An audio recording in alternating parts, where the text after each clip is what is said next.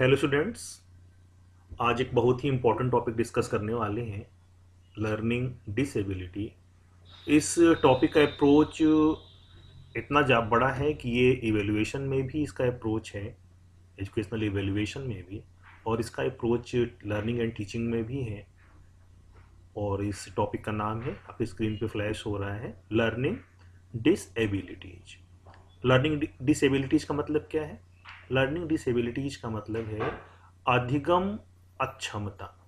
अधिगम अक्षमता माने अगर हम पढ़ाने में या हम याद करने में अगर हम अक्षम हो जाते हैं, ठीक है ना, हम कुछ सीखने में या अधिगम करने में अगर हम अक्षम हो जाते हैं, अगर हमारा विद्यार्थी अक्षम है, ठीक है, वो डिसेबल हो गया है, तो उस डिसेबिलिटी को हम क्या बोलते हैं? Learning disability. यानी क्लास में प्रॉपर पढ़ाया जाए, प्रॉपर उसके लिए एनवायरनमेंट हो, टीचर बड़ा अच्छा हो, क्लास अच्छा हो, पेरेंट्स भी अगर बहुत ज़्यादा बच्चों पे ध्यान देते हो, उसके बाद भी अगर बच्चा सीख नहीं पा रहा है, पढ़ नहीं पा रहा है, उसको लर्निंग नहीं हो रही है, तो इसका मतलब वो एक ऐसी बीमारी का शिकार है जिसे लर्निंग डिसेबिलिटी या अधिगम अक्षमता कहते हैं। तो आज हम लोग इस क्लास में यही देखेंगे कि लर्निंग डिसेबिलिटीज या अधिगम अक्षमता क्या होती है, इसके प्रकार कितने होते हैं, और एक टीचर के रूप में ऐसे विद्यार्थियों के लिए हमें क्या करना चाहिए, और अधिगम अक्षमता का पता हम कैसे लगा सकते हैं,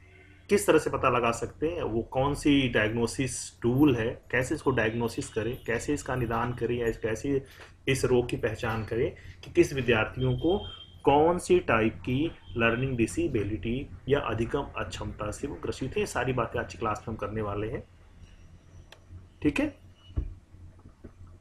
तो बेटा, जो सबसे पहली बात आती है, व्हाट इज लर्निंग डिसेबिलिटी, यानी अधिगम की अक्षमता क्या है।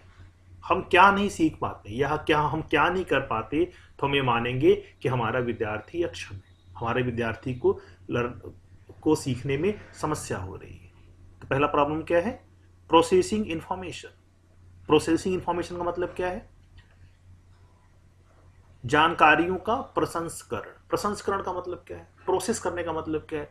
प्रोसेस करने का मतलब है इंफॉर्मेशन या जो सूचनाएं हमें क्लास में मिलती है, हम बुक में पढ़ते हैं, हम सुनते हैं, हम टेलीविजन पे देखते हैं, या किसी भी तरह से जो इंफॉर्मेशन, जो सूचना या जो ज्ञान हमारे तक आ रहा है, क्या विद्यार्थी उसको समझ पा रहा है कि नहीं, उसकी प्रोसेसिंग कर पा रहा है कि नहीं, उसको सीख पा रहा है कि नहीं, है ना। इसे कहते हैं प्रोसेसिंग। प्रोसेसिंग का मतलब क्या हुआ? जो नॉलेज टीचर देता है, जो नॉलेज वो बुक से पढ़ते हैं, जो नॉलेज वो वीडियो लेक्चर से देखते हैं, क्या उस नॉलेज की प्रोसेसिंग हो रही है, क्या वो नॉलेज, उस नॉलेज का प्रसंस्करण हो रहा है, क्या वो ज्ञान विद्यार्थियों को समझ आ रहा है, उसको जान पा रहे हैं कि नहीं जान पा रहे, ठीक है ना। कहां भी प्रॉब्लम है, हम इसका पता लगाने का काम करेंगे, ठीक। दूसरा क्या है? Organising information. जो सूचना मस्तिष्क तक पहुंच रही है, जो ज्ञान दिमाग तक पहुंच रहा है, क्या विद्यार्थी उस ज्ञान को का आयोजन कर पा रहा है कि नहीं, या उसका संगठन कर पा रहा है कि नहीं, क्या उसे ऑर्गेनाइज कर पा रहा है कि नहीं, क्या उसको आपस में जोड़ पा रहा है कि नहीं। ये दूसरी प्रॉब्लम। जैसे मान लो एक छोटे से बच्चे को सिखाया गया क से कबूतर, और दूसरे क्लास के छोटे बच्चे को सिखाया गया क से कौवा, तीसरे को सिखाया गया क से कलम, ठीक है।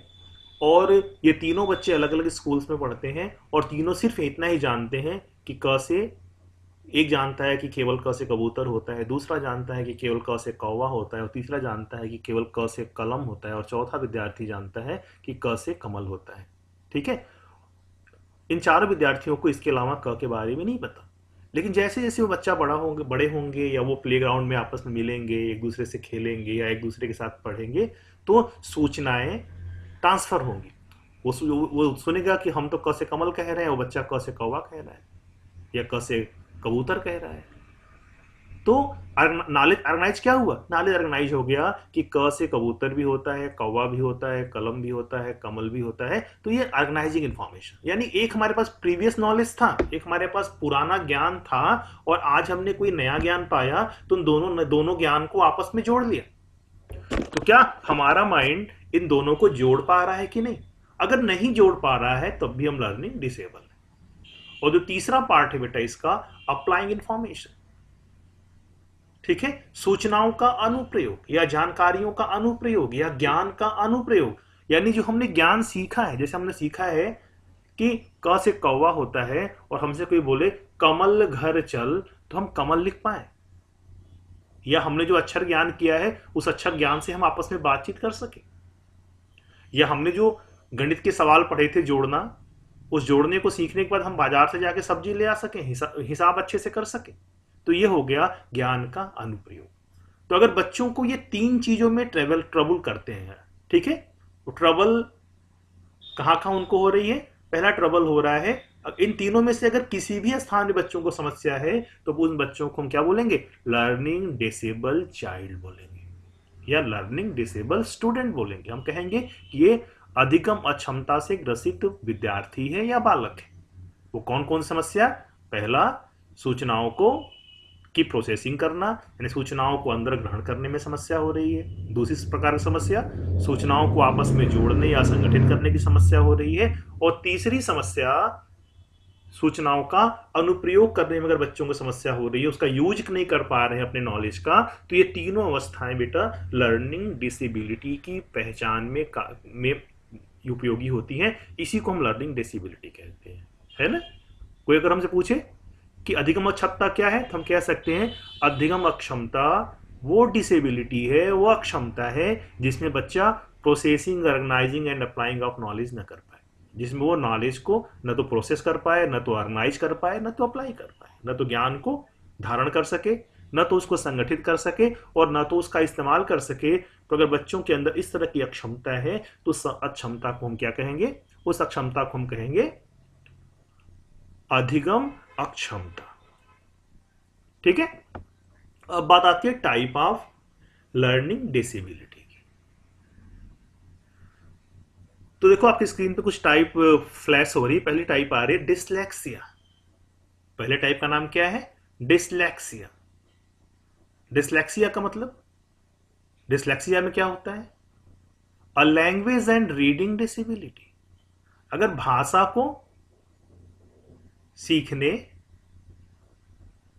पहचानने और बोलने और पढ़ने में अगर कोई समस्या आ रही है तो उसको हम क्या बोलते हैं? उसको बोलते हैं डिसलेक्सिया या लर्निंग डिसेबिलिटी। इसका एक बड़ा अच्छा एग्जांपल है, आप में से अगर इस लर्निंग डिसेबिलिटी पे एक मूवी आई थी आमिर खान की, तारे जमी पे, अगर आपको याद आ रहा हो, अगर आप में से कुछ लोगों ने देखा हो तारे जमी पे मूवी, तो उस मूवी में क्या था? उस मूवी में एक चाइल्ड था, जब वो क्लास में बैठता था तो बी और डी आपस में मिक्स हो जाया करते थे, अक्षर डांस करने लगते थे ब्लैक बोर्ड पे लिखे हुए। उन अक्षरों को समझ नहीं पाता था और उसको रीड नहीं कर पाता था, उसको बी डी दिखता था, डी बी दिखता था, वाई जेड आपस में डांस करते दिखाई ब्लैक बोर्ड पे पढ़ते थे। तो ये डिसलेक्सिया का मामला है। डिसलेक्सिया का मामला हुआ तो क्या होगा? वो अक्षरों या कैरेक्टर्स को या वर्ड्स को वो पहचान ही नहीं पाएगा, वो कंफ्यूज हो जाएगा, तब वो पढ़ नहीं पाएगा। तो इसको क्या बोलेंगे? डिसलेक्सिया। ये एक बीमारी है जिसमें हमें भाषा विकलांगता आती है, हम सही से बोल नहीं पाते, सही से अक्षर की पहचान नहीं कर पाते, सही से अक्षरों को हम पढ़ नहीं पाते। तो इस तरह की डिसेबिलिटी को हम कहते हैं डिसलेक्सिया। जो दूसरी तरह की डिसेबिलिटी है बेटा, ये डिसेबिलिटी आती है, इसको कहते हैं डिसकैलकुलिया। डिसकैलकुलिया, डिसकैलकुलिया कौन सी डिसेबिलिटी? डिसकैलकुलिया ऐसी डिसेबिलिटी है जिसमें हम मैथमेटिकल ऑपरेशंस नहीं कर पाते, जो गणितीय संक्रियाएं हैं। गणितीय संक्रियाओं का मतलब, हमें ना तो पहाड़ा याद हो पाता है, ना तो हम जोड़ पाते हैं, ना तो घटा पाते। आता तो है हमें जोड़ने घटाने, लेकिन जब भी जोड़ते हैं, जब भी घटाते हैं, तो हम गलत जोड़ हटा देते हैं।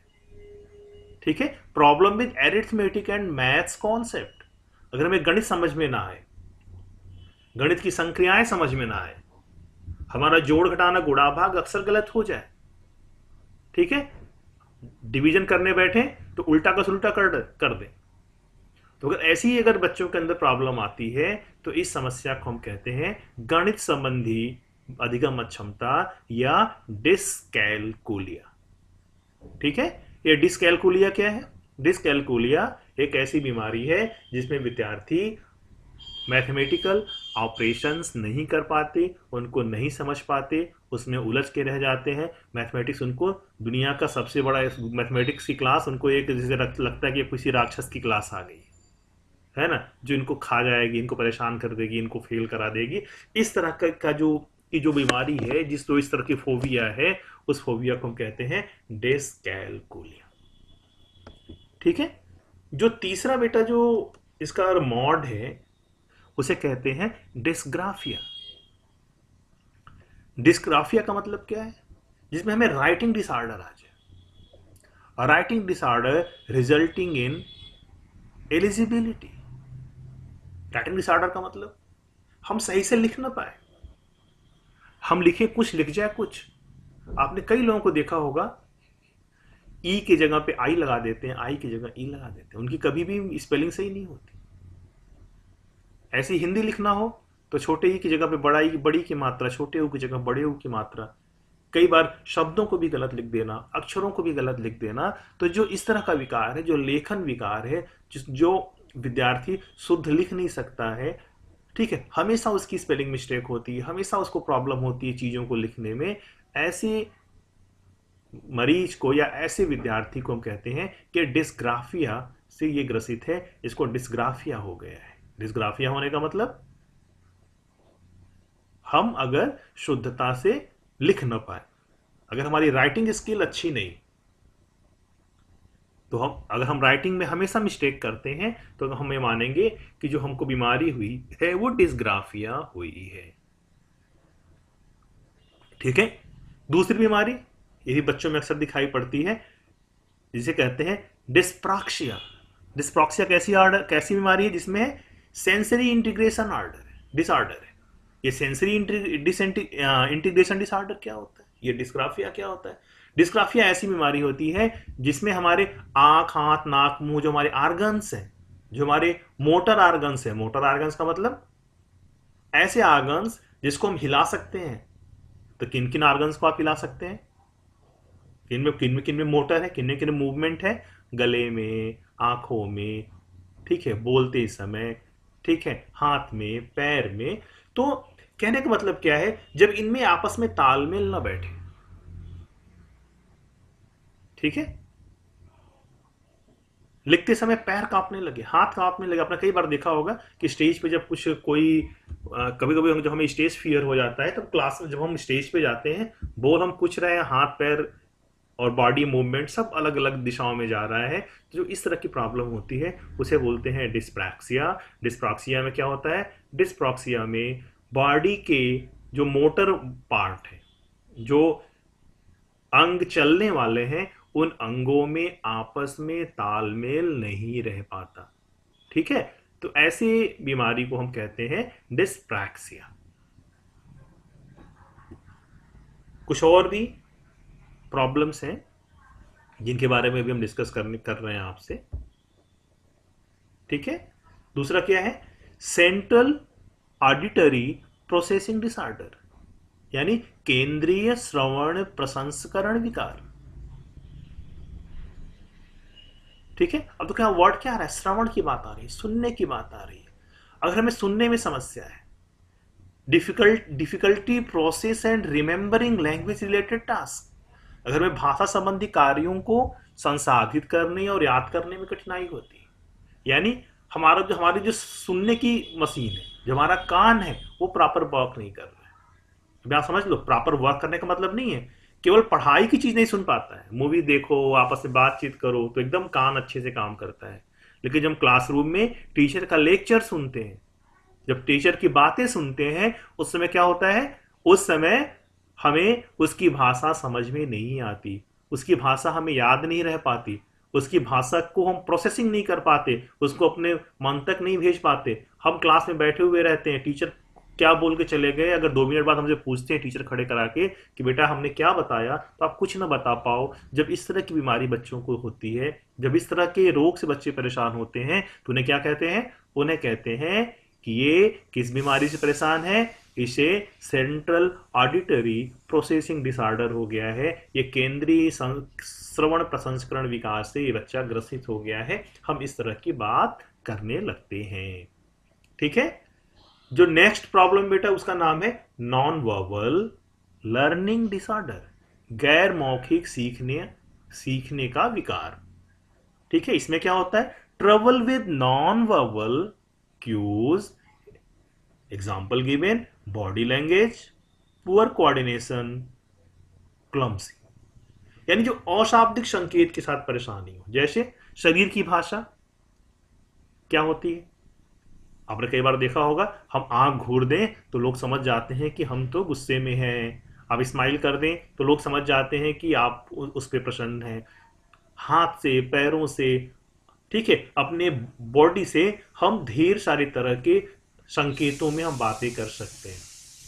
आंखों से इशारे कर सकते हैं, गर्दन से इशारे कर सकते हैं, हाथों से इशारे कर सकते हैं। ठीक है, हम फेस पे अलग अलग तरह के भाव भंगिमा बना के भी हम बातें कर सकते हैं। तो इन सारी चीजों में जो कोऑर्डिनेशन है, जो इसको करने में अगर कोई अनाड़ी है, ठीक है, अंदर से गुस्सा है, चेहरे पे अगर हंसी की भाव आ रही, हाथ पैर का मूवमेंट बॉडी लैंग्वेज से अलग जा रहा है, तो इस तरह के डिसऑर्डर को क्या बोलते हैं? Non verbal learning disorder. क्यों? क्योंकि उसका जो हाव भाव है उसकी बातों से मेल नहीं खाता बच्चे के, तो हम इसको मानते हैं कि उसको जो है नॉन वर्बल लर्निंग डिसऑर्डर हो गया है। ठीक है, एक तरह की और बीमारी है जिसे कहते हैं visual perceptual visual motor deficit. ये डेफिसिट क्या है? डेफिसिट का मतलब भी होता है बेटा कमी होना। अगर हमें दृश्य अवधारणात्मक या दृश्य मोटर में कमी आ जाए, जैसे हम ब्लैक बोर्ड पे देख रहे हैं, हम सर ने क्या बनाया? सर ने ब्लैक बोर्ड पे मान लो सी लिखा, मान लो लिखा कैप, CAP लिखा, और हम कैप को देख रहे हैं, लेकिन इतने में सर ने कैप को मिटा के वहां पे रैट लिख दिया, तो हमको रैट नहीं दिखाई दे रहा है, अगर हमें कैप ही दिख रहा है। या टीचर जो ब्लैक बोर्ड पे दिख रहे हैं, हमको लिख रहे हैं, वो हमको अच्छे से समझ नहीं आ रहा है, अच्छे से दिख नहीं रहा है, या हम ये समझ नहीं पा रहे हैं कि टीचर ने क्या लिखा है। हमें कुछ का कुछ अगर ब्लैक बोर्ड पे लिखा हुआ दिखाई पड़ रहा है, इसको हम क्या बोलेंगे? विजुअल परसेप्चुअल या विजुअल मोटर डेफिसिट। यानी जो दृश्य हमें दिखाई पड़ रहा है ब्लैक बोर्ड पे लिखा हुआ, या टीचर जो हमें पढ़ा रहा है, जो चीज हमारे सामने डिस्प्ले कर रहा है, अगर उसके डिस्प्ले की चीज अगर हमें अच्छे से नहीं दिखाई पड़ती, तो हम क्या कह सकते हैं? हम कह सकते हैं कि हमें visual perceptual visual motor deficit से हम ग्रसित हो गए हैं। ठीक है ना, आपकी स्क्रीन पे भी दिखाई पड़ रहा है, reverses letter can not copy accurately, यानी पत्रों को उलट देता है, सही ढंग से नकल नहीं कर सकता। कहने का मतलब वही जो मैं क्या बता रहा था कि जो दृश्य उसके सामने आ रहा है, अगर वो बुक खोल के पढ़ रहा है, उसने अगर रैट पे ध्यान दिया तो कैट गायब हो गया, कैट पे ध्यान दिया तो रैट गायब हो गया। किसी एक सेंटेंस को पढ़ रहा है, आधा दिख रहा है, आधा उसको नहीं दिख रहा है, जब दूसरे आधे में फोकस कर रहा है तो पहला आधा गायब हो जा रहा है। अगर इस तरह की प्रॉब्लम उसको अगर हो रही है, तो इस प्रॉब्लम को क्या बोलेंगे? इस प्रॉब्लम को बोलेंगे विजुअल परसेप्चुअल या विजुअल मोटर डेफिसिट। ठीक है, अब जो बेटा नेक्स्ट इसमें जो डिसऑर्डर है उसे कहते हैं लैंग्वेज डिसऑर्डर या अफासिया या डिस्फासिया। इसको कहते हैं भाषा विकार। भाषा विकार में क्या चीजें आती हैं? Trouble understanding spoken language, poor reading comprehension. अगर भाषा को समझने में समस्या आ रही है, या भाषा को बोलने में दिक्कत आ रही है, अच्छे से उसकी रीडिंग नहीं है, तो ये भी एक बड़ी समस्या है। तो ये सारी समस्याएं जो आपके सामने आई, ये सारी समस्या, ठीक है, लर्निंग डिसेबिलिटी का पार्ट है। लेकिन मैं थोड़ा सा आपको गाइड करूं कि आपने देखा कि ढेर सारे नामों से हम लर्निंग डिसेबिलिटी को जानते हैं, लेकिन अगर हम इन सारी चीजों को एक वर्ड्स में कहना चाहें कि हमें क्या हो गया, हमारे बच्चे को क्या हो गया, तो हम कह सकते हैं बच्चे को डिसलेक्सिया हो गया, है ना। हालांकि डिसलेक्सिया जो है लैंग्वेज डिसऑर्डर से संबंधित है, भाषा विकार से संबंधित है, लेकिन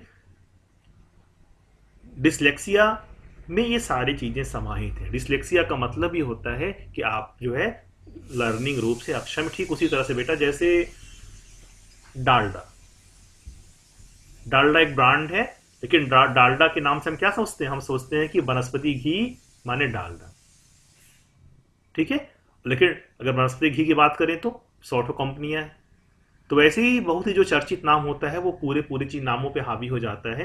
तो बहुत ही जो चर्चित नाम है डिसऑर्डर का वो डिसलेक्सिया है। तो जनरली इन सारी बीमारियों को हम डिसलेक्सिया कह सकते हैं। लेकिन जब हमको कोई ऐसी स्पेसिफाइड करना होगा तो डिसलेक्सिया का मतलब ओनली लैंग्वेज डिसऑर्डर। देखिए अगर हमें सामान्य रूप में बात करना होगा तो डिसलेक्सिया का मतलब इन जितने भी प्रकार की हमने लर्निंग डिसऑर्डर की बात की है उन सबको इन जनरल डिसलेक्सिया हम कह सकते हैं। लेकिन अगर कोई स्पेसिफिक उसे करना चाहेगा तो डिसलेक्सिया मीन्स ओनली वही लैंग्वेज डिसऑर्डर की बात।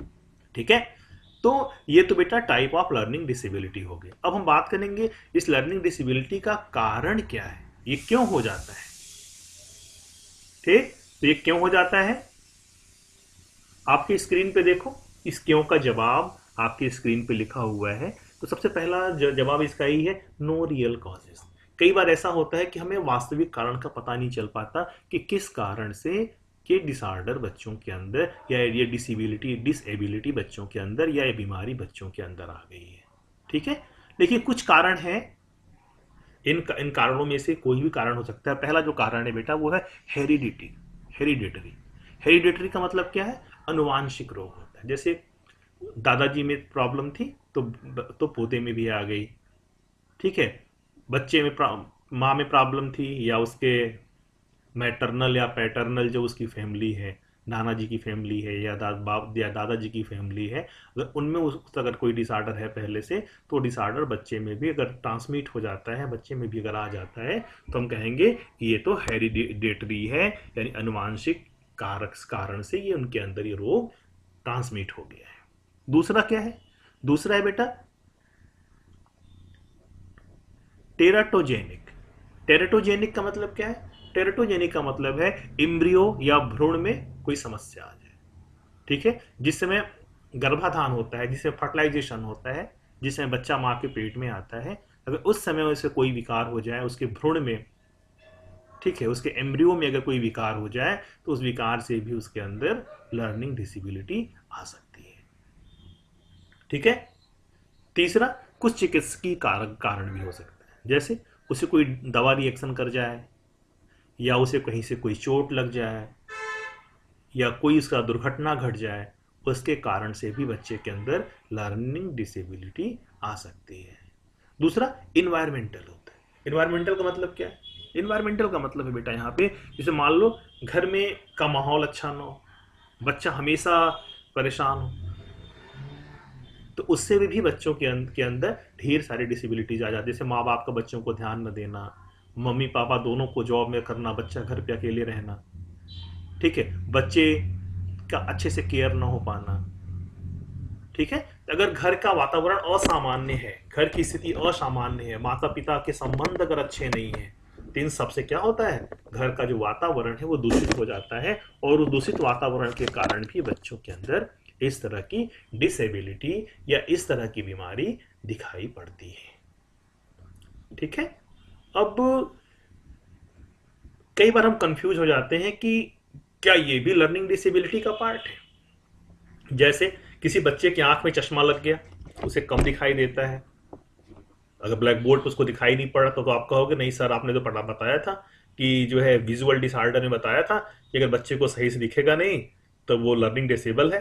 तो ऐसा नहीं है, लर्निंग डिसेबल का मतलब हुआ कि उसकी आंख सही है, वो पिक्चर सही से देखता है, प्ले ग्राउंड में सही से देखता है, लेकिन बस क्लासरूम में जब जाता है तो ब्लैक बोर्ड पे उसकी आंखें गड़बड़ हो जाती है, तो वो लर्निंग डिसेबल है। ठीक है, अगर हम विजुअली इम्पेयर्ड हैं, अगर हमारी आंखें पहले से खराब हैं तो प्ले ग्राउंड में भी खराब रहेंगी, क्लासरूम में भी खराब रहेंगी, घर पे भी खराब रहेगी, तो वो विजुअल डिसऑर्डर हो गया है ना, तो वो लर्निंग डिसऑर्डर नहीं है, वो विजुअल डिसऑर्डर हो गया। ठीक, दूसरी चीज है हियरिंग। हियरिंग की भी यही बात है बेटा, जैसे हमने वहां बोला ना कि बच्चा सही से सुन नहीं पाता, सही से धारण नहीं कर पाता, तो वो केवल क्लासरूम के लिए मैंने बोला। और अगर कोई बच्चा सचमुच में डम्ब है, सचमुच में जो है उसको सुनाई नहीं पड़ता, उसके कान खराब हो गए हैं, उसकी हियरिंग डिसऑर्डर है, वो ऊंचा सुनता है, वो अगर मशीन लगा के सुनता है तो ये लर्निंग डिसऑर्डर नहीं होगा, वो उसको हियरिंग डिसऑर्डर या हियरिंग इम्पेयर्ड कहेंगे उसको। ठीक है, मोटर डिसेबिलिटी, मोटर डिसेबिलिटी का ही मतलब यही है बेटा। जैसे कई बार आपने देखा है ना, ऐसे तो आप बहुत अच्छे से चलोगे, बहुत अच्छे से बोलोगे, बहुत ही इफेक्टिवली बात कर लोगे, लेकिन तुमको अभी स्टेज पे भेज दिया जाए तो हाथ पैर कांपने लगेगा, हवा आवाज जो है लड़खड़ाने लगेगी। ठीक है, तो वैसे ही बेटा मोटर डिसेबिलिटी की बात है, जैसे मान लो आप पहले से विकलांग है, आप कोई विद्यार्थी विकलांग है, उसका हाथ पैर छोटा है या हाथ पैर काम नहीं करता, दुबला है, ठीक है, तो वो मोटर डिसेबिलिटी है, वो उसकी चलन क्रिया में विकलांगता है, उसको हम लर्निंग डिसेबिलिटी नहीं कह सकते। लर्निंग डिसेबिलिटी का मतलब हुआ कि उसका हाथ पैर सामान्यतः रूप से एकदम सही है, लेकिन जब क्लासरूम में आता है, जब पढ़ाई की बात आती है, तो उसके फियर से मामला बिगड़ जाता है, उसको उसको जो है बॉडी की जो पार्ट है, जो मोटर पार्ट है, वो डिस्टर्ब होने लगते हैं। ठीक है, ऐसे ही बेटा मेंटल रिटार्डेशन, कोई बच्चा अगर मानसिक रूप से विकलांग है तो उसको हम लर्निंग डिसेबल नहीं कह सकते। मेंटल डिसऑर्डर भी जब क्लासरूम में आएगा, पढ़ाई के समय आएगा, तभी वो कहलाएगा लर्निंग डिसेबल, नहीं तो नहीं कहलाएगा। ठीक है, ऐसी इमोशनल डिस्टर्बेंस की बात है, जैसे माँ बाप घर में अच्छे से ध्यान नहीं देती है, हमेशा गुस्से में रहता है, तो वो इमोशनल डिस्टर्बेंस का मामला है, वो लर्निंग डिसेबिलिटी का मामला नहीं है। लेकिन ऐसे तो बड़ा अच्छा रहता है कि क्लास में आते ही वो इमोशनली इनबैलेंस हो जाए, क्लास में जाते ही इमोशनली इनबैलेंस हो जाए। कई बार आपने देखा होगा कि जब आपको कुछ याद नहीं रहता और टीचर ने सरप्राइज टेस्ट रख दिया, आपने टेस्ट भी दे लिया, अब टीचर ने कहा चलो ठीक है आपका नंबर हम इसी क्लास में बताने वाले हैं, तब आप जो इमोशनली डिस्टर्ब हो जाते हो, है ना। तो ये लर्निंग डिसेबल में जा सकता है। लेकिन अगर नॉर्मली आप इमोशनल डिस्टर्बेंस आपको है, आप ज़्यादा अग्रेसिव हो, ज़्यादा गुस्से वाले हो, तो वो अलग बात है, वो लर्निंग डिसेबल का पार्ट नहीं है। ठीक है ना। ऐसे ही एनवायरमेंटल, ऐसे ही कल्चरल, ऐसे ही इकोनॉमिक जो डिसएडवांटेज है, उनका इफेक्ट अलग है और लर्निंग डिसेबिलिटी अलग है। लर्निंग डिसेबिलिटी के लिए बात समझ लो कि आप ऐसे एकदम अच्छे हो, एकदम सामान्य विद्यार्थी हो, लेकिन क्लासरूम में जाते ही, क्लासरूम का फियर आते ही अगर आप में प्रॉब्लम क्रिएट होने लगे, तब आपको लर्निंग डिसेबल माना जाएगा। ठीक है। तो बेटा एक तरह की प्रॉब्लम और भी है, और वो प्रॉब्लम क्या है? उस प्रॉब्लम की अगर हम बात करें तो वो प्रॉब्लम है, ये लर्निंग डिसेबिलिटी से अलग है। इसको हम कहते हैं स्टूडेंट हैव ADD, ADHD। ठीक है। अगर ADHD डिसऑर्डर अगर हमारे अंदर है, तभी कुछ प्रॉब्लम आती है, और ये भी जो है पढ़ाई पे बाधित होती है। ठीक। तो हम अब यहाँ पे दो तरह की बात हमेशा करेंगे। एक तो डिसलेक्सिया की बात करेंगे। जब डिसलेक्सिया की बात करेंगे तो जो भी हमने लर्निंग डिसऑर्डर पढ़ा, उन सारी की बात एक साथ हो जाएगी। जब हम ADHD की बात करेंगे, तो जिन बीमारियों के बारे में आपकी स्क्रीन पे शो हो रहा है, हम उनकी बातें करेंगे, क्योंकि ये भी पढ़ाई पे असर डालते हैं, ये भी बच्चों के मानसिक स्थिति पे प्रभाव डालते हैं। ठीक है। पहला क्या है? अनरिजनेबल इमोशनल निगेटिविटी, अनुचित भावनात्मक नकारात्मक। कोई बार कोई विद्यार्थी होता है वो हमेशा नकारात्मक ही सोचता है, हमेशा गलत ही सोचता है, उसके अंदर हमेशा नकारात्मक भाव भी आते हैं। तो इस तरह की प्रॉब्लम जो है ADHD में आती है। ठीक है। इमोशनल आउटबर्स्ट या भावनात्मक प्रकोप। ठीक है। अंदर गुस्सा है, अंदर बहुत ही समस्या है, अंदर एकदम वो परेशानियों से अगर दबा कुचला है, तो इस तरह की बीमारी को हम क्या बोलेंगे? इस तरह की बीमारी को बोलेंगे हम जो है छोटी छोटी बात पे गुस्सा हो जाता है, प्रॉब्लम में आ जाता है। तो ये सारी जो है ADHD का पार्ट ये हो जाता है। ठीक है।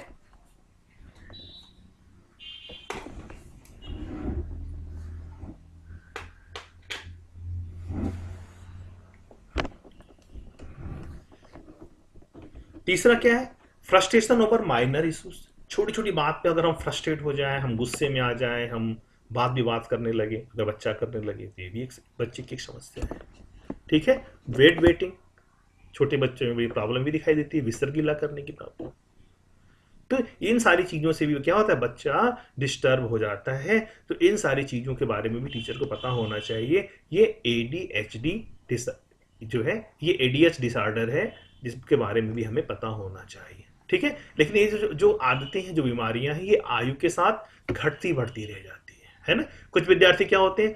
अति सक्रिय होते हैं, हाइपर सेंसिटिव होते हैं, या हाइपर रिएक्टिव होते हैं। ठीक है। कुछ विद्यार्थी इम्पल्सिव होते हैं, आवेगशील होते हैं, उन्हें गुस्सा बहुत जल्दी आ जाता है, बहुत जल्दी चीजों पे वो रिएक्ट करते हैं। फिट गेटी, बेचैन रहते हैं कुछ बच्चे, कुछ बच्चे डिसऑर्गेनाइज रहते, एकदम असावधान रहते, एकदम लापरवाह रहते हैं। एग्जाम आया नहीं आया, क्लास पढ़ाई हुई नहीं हुई, कापी किताब है, मतलब पढ़ाई लिखाई या अपने किसी भी चीज़ों के लिए वो एकदम केयरलेस होते हैं। इसको असावधान या डिसऑर्गेनाइज्ड कहते हैं। और जो तीसरा आता है वो आता है इनअटेंटिव। इनअटेंटिव का मतलब होता है बेतरतीब। बेतरतीब का मतलब जैसे थे वैसे ही कॉलेज में चले आए, वैसे ही उनका बैग देखो तो पूरे कूड़े की तरह भरा हुआ है, कापी किताब सब इधर उधर है। उनकी पूरी लाइफ जो है बेतरतीब है, कोई सर्टेन रूल नहीं, कोई सर्टेन तरीका नहीं, कोई एडिकेट्स या कोई उनके अंदर मैनर नहीं है। तो ये सारी प्रॉब्लम भी बच्चों के अंदर दिखाई पड़ती है। कुछ बच्चे अति सक्रिय होते हैं, कुछ बच्चे इम्पल्सिव होते हैं, कुछ बच्चे बेचैन होते हैं, कुछ बच्चे जो है असावधान होते हैं, तो कुछ बच्चे अपनी लाइफ को बेतरतीब जीते हैं। इन सारी चीज़ों पे भी टीचर को फोकस करना पड़ता है। ठीक है, अब बात आती है बेटा approaches to diagnose and ADHD। ठीक है, ADD और ADHD को हम कैसे डायग्नोस करें, कैसे इसका पता लगाएं कि बच्चों के अंदर ये सारी प्रॉब्लम है। ठीक है, तो उसके लिए क्या करना पड़ेगा, इवेलुएट स्टूडेंट बिहेवियर। उनकी जो विद्यार्थियों की आदत है उन आदतों का मूल्यांकन करना पड़ेगा। विद्यार्थियों की आदतों का मूल्यांकन करने के लिए हम कौन कौन सी स्किल लगाएंगे, हम उनको ऑब्जर्व कर सकते हैं, या किसी आदत को जानने के लिए हम कोई प्रश्नावली, कोई क्वेश्चनर, कोई इंटरव्यू, हम कुछ भी करके हम इवेलुएट कर सकते हैं स्टूडेंट्स बिहेवियर को। ठीक है, कंटिन्यूअस परफॉर्मेंस टेस्ट CPT भी ले सकते हैं, यानी निरंतर प्रदर्शन परीक्षण भी कर सकते हैं। जो कंटिन्यूअस उनका क्लास में परफॉर्मेंस है, उस परफॉर्मेंस को भी हम इवेलुएट करके हम पता लगा सकते हैं कि क्या बच्चों के अंदर ADD या ADHD की प्रॉब्लम है कि नहीं है। Diagnosis should be based on multiple pieces of information and observation.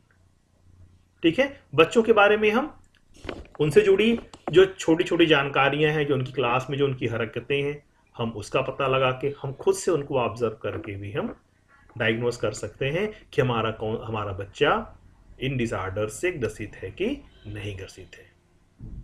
ठीक, ये तो होगी बात बेटा, अगर हमें ADD और ADHD को अगर हमें डायग्नोस करना है, उसका पता लगाना है कि बच्चों के अंदर है कि नहीं है, तो कितना है। तो इसके लिए सारी बातें आपको बताएंगी, 3 चीजें बताएंगी, कौन कौन सा, इवेल्युएशन स्टूडेंट्स बिहेवियर, CPT और multiple pieces of information and observation.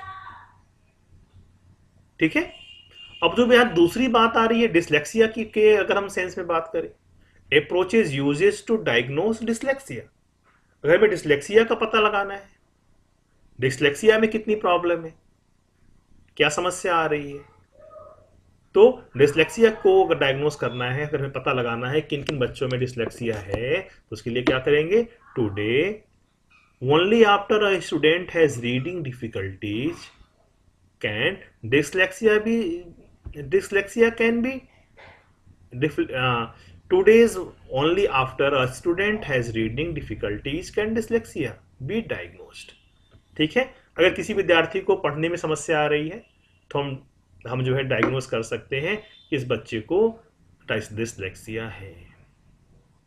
ठीक है, अगर कोई बायोलॉजिकल रूट दिखाई पड़ रहा है, उसकी फैमिली में कोई हेरिडिटी का मामला है, कोई उसका एक्सीडेंट हो गया है, कोई उसको मेडिकल इशू है, उसके कारण वो डिफिकल्टी, वो पढ़ नहीं पा रहा है, चीज़ों को सीख नहीं पा रहा है, तो डिसलेक्सिया में कुछ बायोलॉजिकल रूट्स या जैविक जड़ें भी हो सकती हैं। जैसे मैंने बताया था ना कि भ्रूणों में वो हो जाए, दिक्कत आ जाए, कोई मेडिकल इशू आ जाए, कोई हेरिडिटी का मामला हो, तो डिसलेक्सिया में भी बायोलॉजिकल रूट हो गया। ठीक है, psychological testing can determine if a child has dyslexia. और कुछ मनोवैज्ञानिक परीक्षण भी हैं, उन परीक्षणों को करके आप साइकोलॉजी पढ़ रहे हो, ठीक है ना, तो आप जान लो कुछ साइकोलॉजिकल टेस्ट भी होते हैं, उन टेस्ट के माध्यम से भी हम बच्चों की डिसलेक्सिया को डायग्नोस कर सकते हैं। ठीक है, अब हम बात करेंगे बेटा कैरेक्टरिस्टिक्स ऑफ लर्निंग डिसेबिलिटी।